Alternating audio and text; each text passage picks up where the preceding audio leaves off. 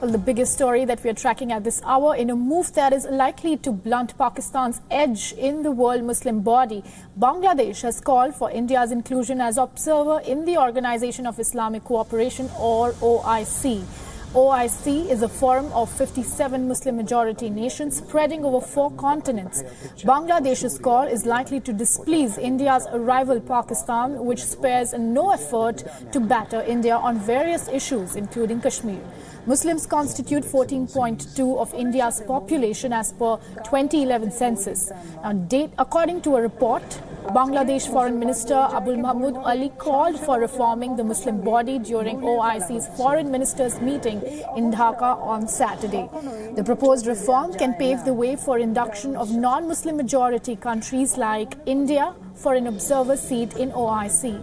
Bangladesh has argued that countries with large Muslim populations should not be denied a say in the forum. For more on the story, right now we're joined by Dhaka Bureau Chief Saad Hamadi. Well, Saad, now what are the key reasons which might have led to Bangladesh to call for reforms or the restructuring of OIC at this point? See, the Muslim population in India is still a substantial population, a large population across the world of the Muslim population. It's considered to be one of the largest Muslim populations in the world, even though it's a minority in the Indian overall population. And what Bangladesh has looked at is the values of the OIC, the Organization of Islamic Cooperation, largely build on the Islamic perspective or the Islamic values. Even this year's the 45th Council of Foreign Ministers meeting is based on the theme of Islamic values for sustainable peace, solidarity. So on those regards, having India is essential in order to build that solidarity across the region and in the world, given the crisis and conflict that's going on. And exactly that has been pointed out by the Bangladesh Foreign Minister, Abul Hassan Mahmood Ali, when he said that in a conflicted world, there is need to build a consensus and solidarity. And without India, it would be difficult because it has a substantial population of the Muslim community as well, and they need their words as presented there too. But that would come in a very critical perspective, because Pakistan in the past have made remarks at the United Nations on behalf of OIC that had hurt India, and India had also mentioned that the OIC should not make statements of a country's internal affairs. So that requires India to be present at the OIC to be able to take comments and make their remarks as well.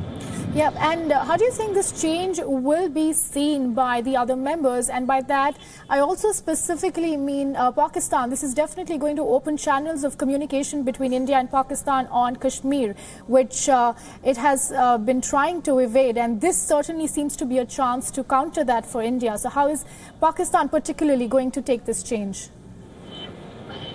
Absolutely, there would be contention, even though there has not been any remark made as of yet by Pakistan on this proposal. But a similar proposal had come up even in 2006 when Saudi Arabia proposed India's presence in the OIC. But it has not been followed up. So now that this proposal has been repeated and then made by another country, Bangladesh in this time, it will have to be seen how Pakistan takes this proposal and whether it agrees on it, because a consensus would have to be built up in order for India to be invited as well. And that would follow a certain procedure and protocol where India is interested or not will also have to be taken into consideration. Yes, and collectively as an organization for OIC, how do you think this is going to change the future course of action in the short term?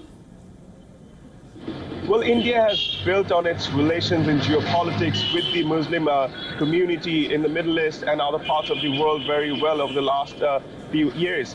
And that would be a real plus point for India and also for the Muslim community elsewhere to really consider India's participation at the OIC. So I think that would be welcome. But of course, Pakistan would be a key factor in the discussion. Yeah, and lastly, before we let you go, now in terms of Muslims as a percentage of the global population, India ranks 3rd after Indonesia and Pakistan. So what we really want to understand is, why does the move come in specifically now? What explains the timing of this development? Absolutely. So the crises that have been unfolding within South Asia, the areas of terrorism and conflicts that are building up, Bangladesh has built a strong bilateral relationship with India, and India's presence in the Muslim community is also significant with its substantial Muslim population. So having India on board at the OIC will help build those, so to speak, the powerhouses to be able to put pressure, to be able to come to a decision, would help more swiftly for countries of the OIC member states when India is on board with its Muslim representation. Yes, thank you so much, Saad, for giving us all those updates on that latest news.